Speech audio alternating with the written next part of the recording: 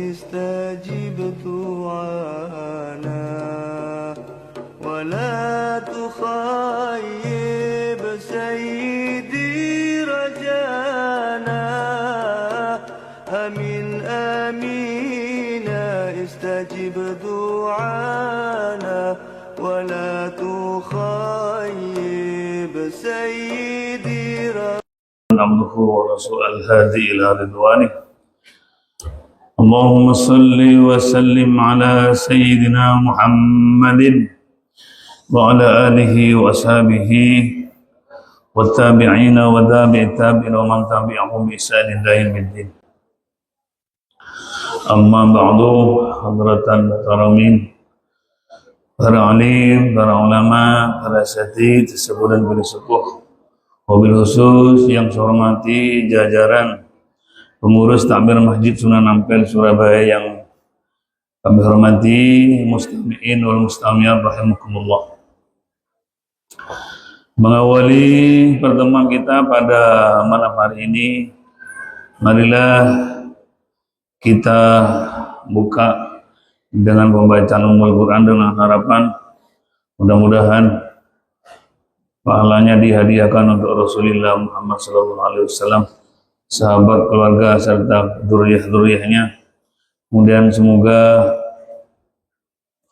dihadiahkan untuk Raden Rahmat Rahmatullah Sunan Ampel dan ila ruhina ila sayyidina wa sanadina wa amdatina wa amdadina wa dunya al-ukhran Sayyid Ahmad bin Muhammad wa azwajihi wa dzurriyyatihi wa muqaddami ridwanullah alaihim jami'in.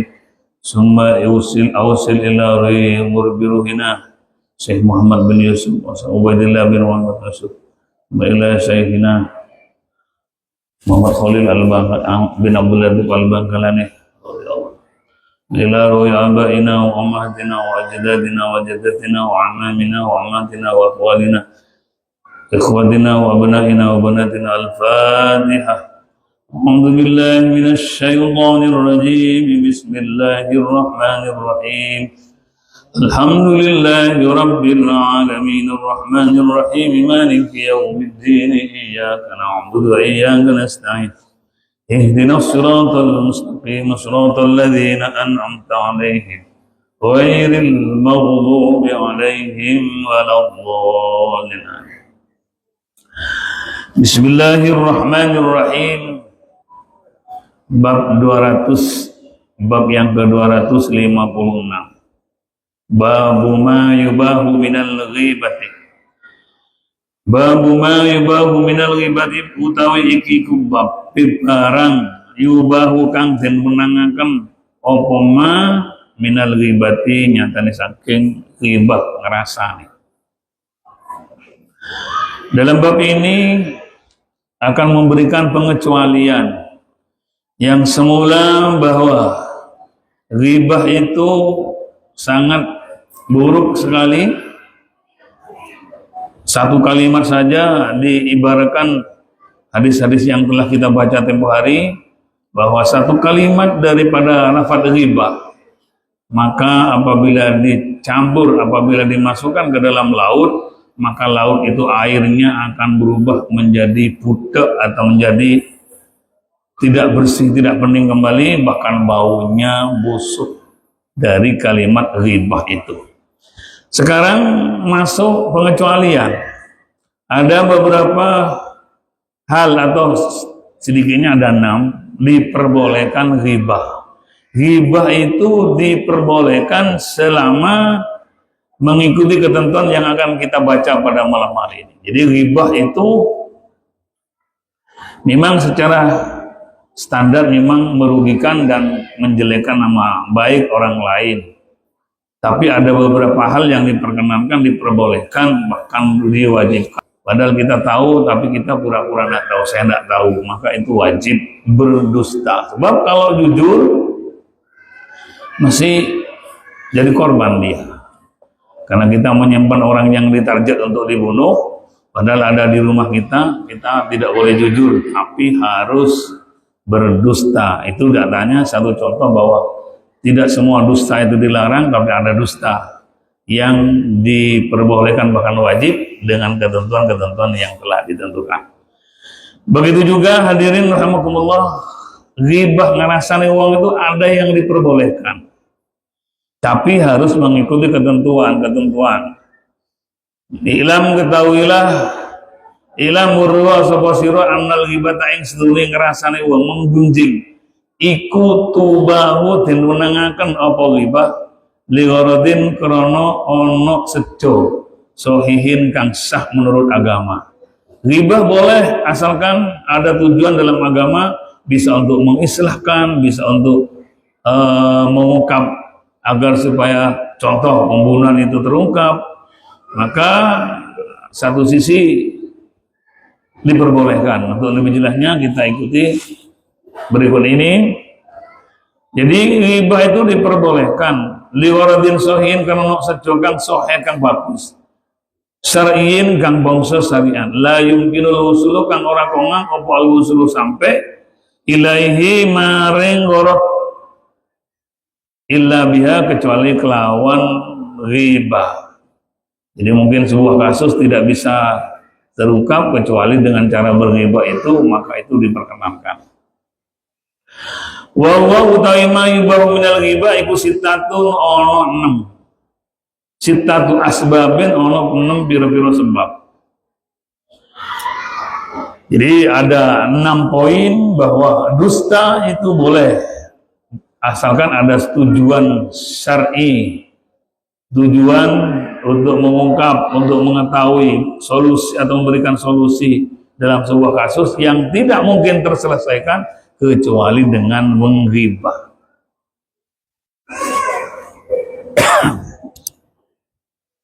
Al-awwalu yang pertama,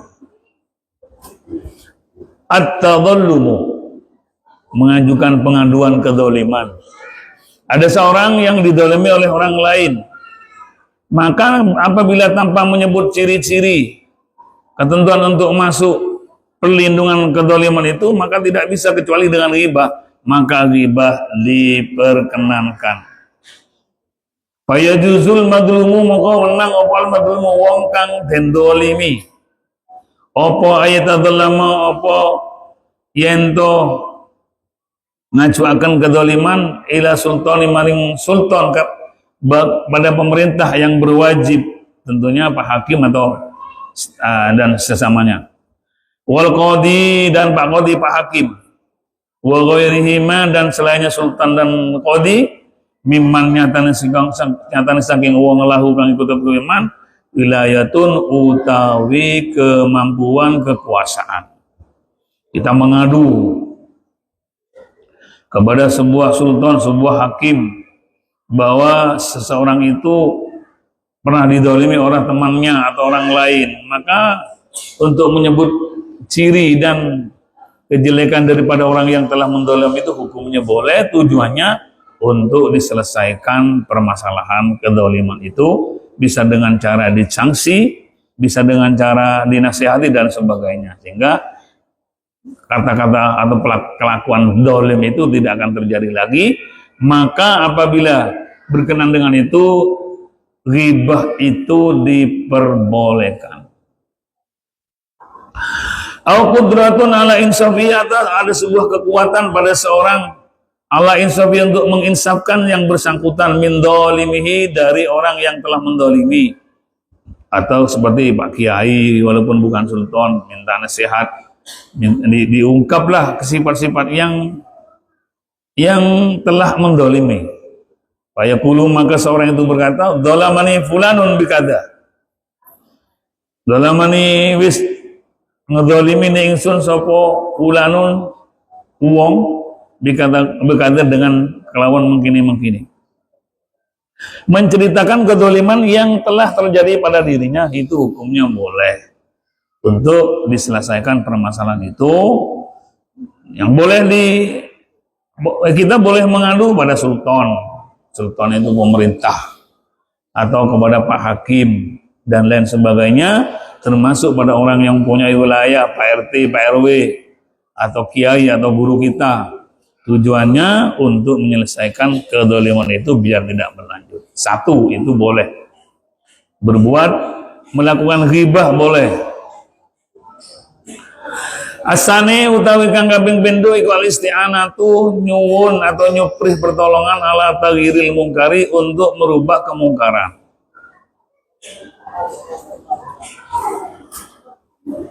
Waraddil asi ila sawabi dan menolak ke wong kang maksiat ila sawabi maring kelakuan kang bagus.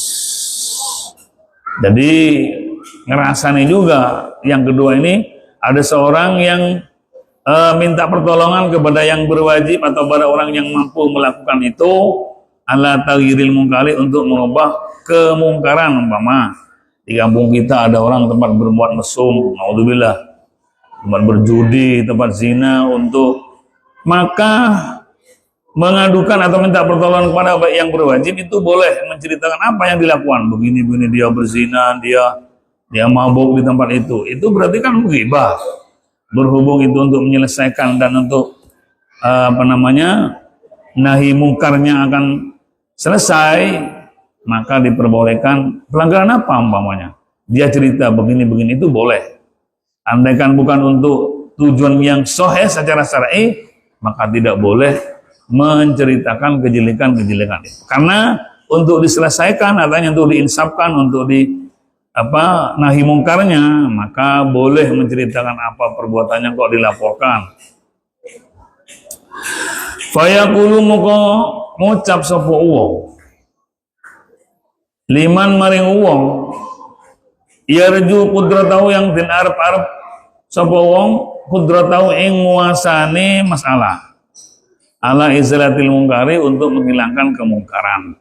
Diceritakan bahwa ini berbuat ini, mabuk, kadang manjat tetangga dan sebagainya, bahkan kadang anak muda. Itu cerita seperti itu bentuknya sebetulnya bentuk ghibah. Akan tetapi karena itu untuk menyelesaikan, untuk melakukan nahi mungkar itu, maka boleh menceritakan kejelekan-kejelekan itu. Bayakulu maka ngucap ing pengucap fulanun ya'malu kada, bahwa fulan utai fulan iku ya'maliku agawe atau berbuat sapa fulan kada, mungkin artinya seseorang itu berbuat gini, mabuk contoh, atau berbuat hal-hal yang dilarang oleh agama, ceritakan kepada orang yang berwajib atau yang diperkirakan mampu untuk melakukan nahi mungkar itu, maka boleh menyebut cerita-cerita yang jelek. Fasjurhu anhu, artinya nanti akan dilakukan sebuah solusi agar supaya yang bersangkutan orang yang berbuat seperti itu akan dipanggil atau komunikasi dengan yang lain, sehingga dengan hal yang orang yang mempunyai kemampuan untuk merubah itu, konsultasi dan sebenarnya bisa dilakukan dan bisa berakhirlah perbuatan itu. Lah, minta pertolongan agar supaya untuk merubah atau nahi mungkar itu masih boleh, menyebut kejelekannya apa. Wa yakunu maksuduhu lan ono apa maksuduhu, maksudnya orang yang melakukan musta'in, orang yang minta pertolongan adalah at-tawassula, iku menyambung ila izalatil mungkari, untuk menghilangkan kemungkaran. Artinya berkaitan dengan hal kemungkaran itu, setelah diceritakan pekerjaan yang jelek itu, maka diadakan perubahan dalam artian komunikasi, konsultasi, dan konsolidasi, sehingga orang itu tidak berbuat lagi kemungkaran yang terjadi di tempat itu. Kemudian wa illam yaksid dalika, dan apabila seorang itu yang melaporkan atau minta bantuan itu tidak bertujuan dengan sesuai dengan goradin sahihin syar'iyyin, karena maka ono apa ngelaporno iku haroman, iku haram. Kalau tujuannya bukan untuk menghilangkan kemungkaran, mungkin ada tujuan yang lain, mungkin ada faktor dendam dan sebagainya, maka menceritakan kejelekan seseorang itu tidak diperkenankan, bahkan di sini dinyatakan haram. Jadi umumnya karena faktor dendam atau faktor yang lain, diceritakan bahwa si A, si B menyebut nama, kemudian dia berbuat berzina atau mabuk di tempat ini, itu boleh diucapkan kejelekannya apabila tujuannya untuk nahi mungkar. Tapi kalau tujuannya tidak demikian, ada faktor pribadi dan sebagainya, maka tidak diperkenankan. Maka di sini kan kana dzalika haraman, maka hukumnya tidak boleh atau haram. Dah, ini ada 6. Yang ketiga, as-salisu utawi kang kaping 3, perkara kang ghibah yang diperkenankan adalah al-istiftau iku nyuprih fatwa, minta masukan. Wa yaqulu lil mufti, maka ngucap sapa al mustafti lil mufti terhadap orang yang bisa memberikan nasihat, memberikan fatwa. Dolamani abi, dolamani contoh, bis berbuat dolim nih ingsun sapa abi apa ayahku, mama, itu kan tidak boleh menceritakan kepada orang lain. Tapi kalau tujuannya adalah untuk untuk menghilangkan sifat-sifat kejelekan itu, tidak akan mendolimi lagi, maka boleh menceritakan kejelekan. Seperti bapak saya telah mendolimiku, au akhi atau dulurku telah mendolimiku, au zauji atau suamiku telah mendolimiku, menganiayaku, fulanun berkata, atau seseorang telah berbuat demikian, fahal lahu dzalika, maka ono tolaku tetap wong iku dzalika mengkono kedzaliman. Wa ma tariki fil khalasi minhu.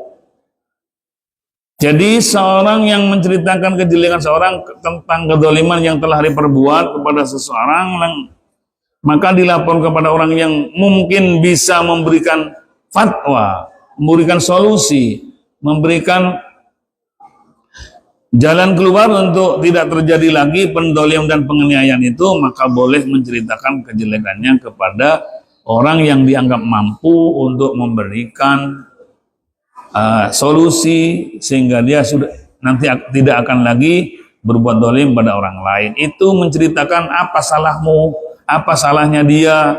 Nah, maka dia setelah mengucapkan kesalahan dia akan ghibah. Tapi karena menceritakan atau menghibah itu akan menjadikan thoriqul khalas atau penyelesaian, maka itu boleh.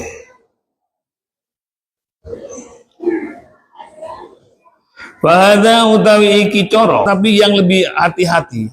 Wal afdal utawi kang lebih utama iku ayyakula yang ngomong sapa wong manaqulu fi rajulin aw shakhsin aw zaujin kana min amri kada. Artinya yang baik tidak menyebut nama. Ada mertua saya namanya, tak tahu sebut nama. Pokoknya saudara saya atau istri saya atau suami saya tidak menyebutkan nama. Itu lebih baik dan lebih hati-hati, karena bagaimanapun yang bersangkutan walaupun dia telah berbuat dolim, menganiaya kepada istrinya, pada saudaranya, dia merasa dirugikan karena disebut namanya. Karena jadi tetap boleh berbuat melakukan ghibah, menyebut kesalahan orang lain, kejelekan orang lain, tapi tujuannya agar supaya Bapak Ibu ampun oleh Allah tanpa minta maaf kepada yang bersangkutan yang pernah dirasani. Minta atas nama, alamat, maka harus menyebut, ya harus menyebut. Kalau tidak mungkin bisa jadi nggak selesai, maka terpaksa boleh menyebut nama. Seperti seorang yayamannya, maka kalau untuk diselesaikan harus menyebut identitas dan menyebut para murid. Nakut-nakut juruh ini di sini diterangkan bahwa di dalam sebuah hadis, rawi hadis, jadi itu harus menyebut status daripada orang yang merawikan hadis itu. Kenapa dikata hadis maudhu umumnya? Kenapa dikata hadis dhaif? Maka seorang perawi boleh menyebut, karena ini orangnya kurang jujur, karena orangnya kurang paham, istilahnya masuk ngerasani, masuk ghibah sebetulnya. Tapi karena tujuannya harus dilakukan. Sebab tujuannya adalah gharadin shahin syar'iyyin, tujuan yang baik untuk menjelaskan tentang status hadis itu, yang kemudian hadis itu biasanya kalau sudah sahih maka bisa jadikan dalil untuk istidlal atau dalil untuk adil melihat dan status dari perawinya, dan selanjutnya maka dikatakan oh ini orangnya baik, oh ini orangnya kurang ceketan, ingatannya sering lupa, oh orang ini sudah sepuh banyak lupanya, atau dia kadang suka dusta. Menyatakan suka dusta itu kan sebetulnya ghibah, tapi karena tujuannya untuk menyelamatkan status dari hadis, maka seorang perawi hadis boleh ajr wa ta'dil, menjelekkan orang-orang yang meriwayatkan hadis itu untuk menyatakan status hadis itu sebuah hadis yang sahih atau hasan atau hadis yang lain. Tujuannya sebagai dalil sebuah hukum.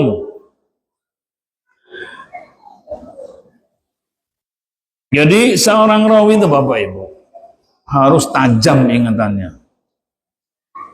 Jadi umpama seperti hadis di sini An-Nabi Hurairah radhiyallahu anhu umpamanya. Pas rawahu Bukhari Muslim itu diacak, itu bisa mengembalikan. Berarti kecerdasannya harus namanya dobit. Harus dobit, harus betul-betul ingatannya kuat. Kalau diingatan ini hadisnya bisa diragukan, kenapa? Hadis si ana rawi si ini kurang dobit. Kurang cerdas, sehingga umumnya ada 1000 hadis diacak rawinya, suruh mengembalikan kembali, dia bisa mengembalikan, namanya dobit. Yang saya temukan orang dobit ini di Indonesia hanya Gus Dur Bapak. Yang saya tahu lah, Gus Dur itu bisa hafal nomor telepon sebanyak 2000 lebih, tanpa ditulis di sebuah buku, tanpa disimpan di sebuah HP. Tapi 2000 nomor HP siapa-siapa teman-temannya itu hafal. Itu namanya dobit itu. Wawan saja ya Pak ya. Dalam satu nomor telepon aja, nomor berapa nggak ingat sih, tak teluk sih. Nah, kadang saya gitu. Kalau Gus Dur itu 2000 nomor telepon itu hafal itu. Pernah ditanyakan di media televisi swasta itu oleh seorang host, ya Gus, sampean pernah kembali bahwa orang yang menjelekkan menjelekkan seseorang karena untuk menyatakan status daripada hadis, maka boleh dilakukan al-jarh wa ta'dil, menjelek hadis sahih itu mesti proses dulu itu. Walaupun sekarang ada softwarenya di HP ya, tapi kecerdasan buatan. Maka kembali lagi bahwa yang keempat ini boleh menjelekkan seorang rawi, dikira kurang cerdas, orangnya tua, orangnya pelupa, orangnya tidak konsisten, orangnya kurang, atau boleh ini kadang-kadang nggak sholat umpama, enggak, sudah tidak masuk itu. Kalau meriwayatkan hadis orang ini dianggap dusta aja karena orangnya seperti itu. Artinya di sana ada metode caranya untuk melihat status dari para rawi untuk menyatakan tentang status hadis itu sahih apa tidak. Sebab kadang-kadang sekarang Bapak Ibu ada hadis itu dhaif. Kalau dhaif itu bukan berarti dusta, bukan berarti itu bukan sabda Rasulullah, tapi mungkin perawinya yang kurang sreg, dalam artian kurang cerdas, kurang ingatannya. Ada salah satu di antara sekian rentetan rawi itu, sanad itu ada yang mungkin rotok pikun, kadang pelupa atau bagaimana, sehingga hadisnya statusnya belum dikatakan sahih. Kalau sahih itu berarti fresh semua, ingatannya bagus dan tidak pernah dusta. Bahkan Bapak Ibu, seorang perawi hadis itu tidak boleh dusta. Sesama manusia, bahkan kepada hewan pun tidak boleh dusta. Bagaimana caranya dusta pada hewan? Sampai pernah manggil ayam, Pak ya? Itu bukan jagung, kerikil, itu moro ayam. Begitu namanya lihat, itu kok bukan jagung kata ayam, tapi ini kok kerikil. Itu namanya sudah tidak sah.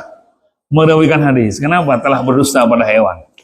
Gini kan, pura-pura diberi umpan, ternyata kok bukan. Itu sudah mempengaruhi akan status daripada hadis.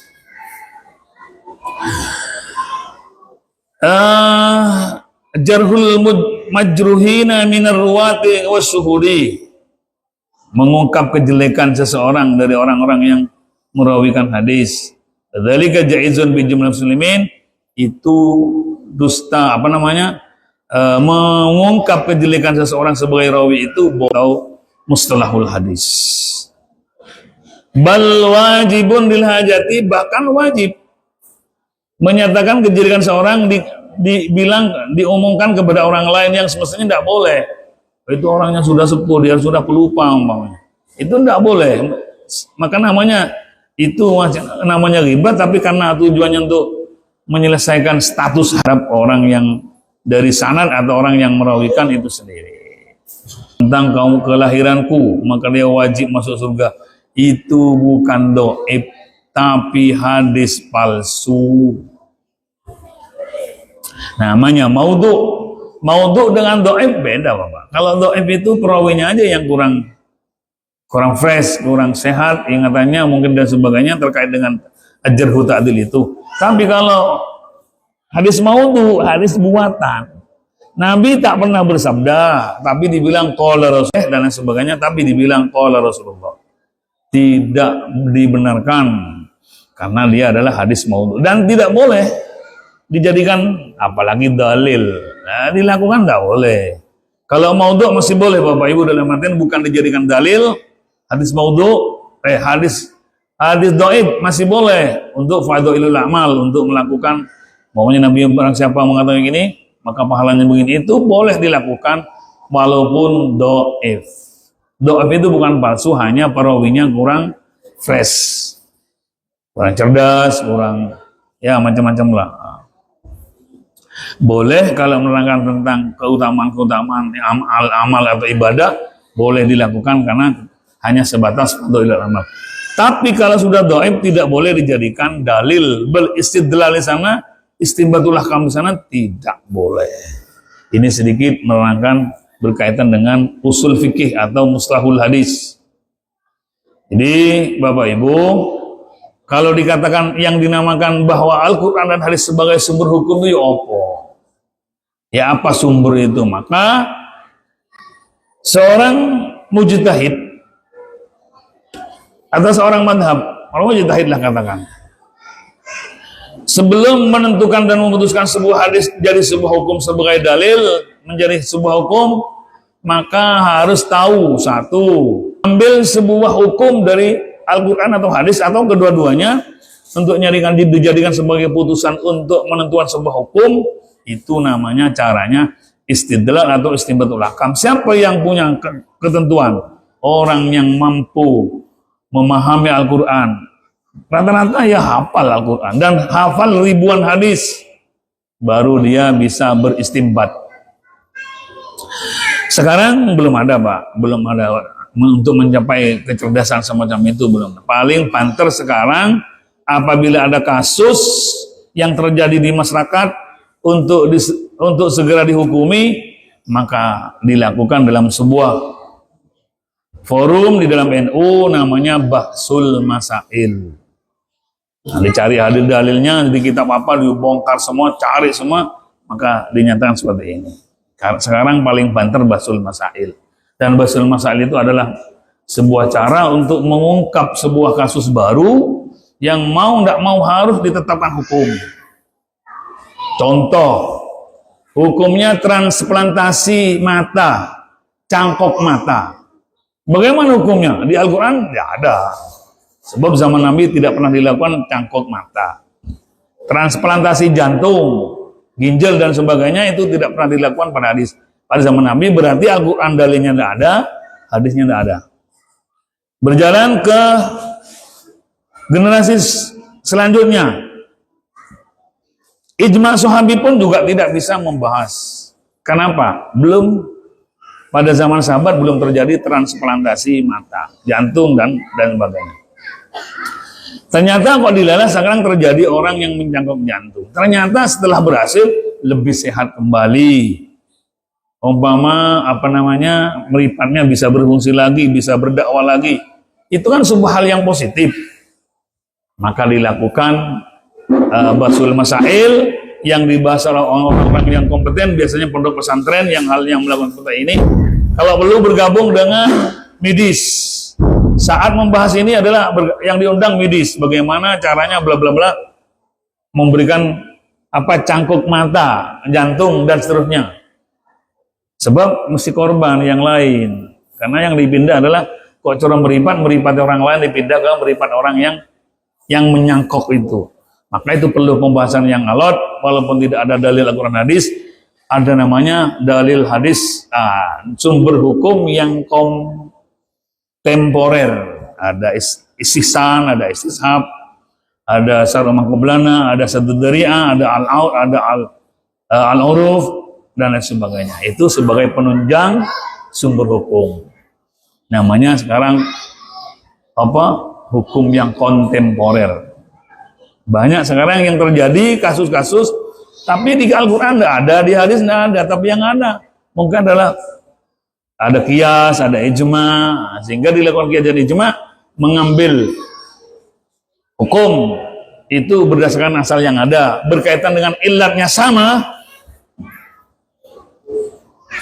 Ilat itu sebab sama, maka boleh. Contoh yang di Al-Quran hanya ada minuman khomer, sama ilatnya alasnya apa?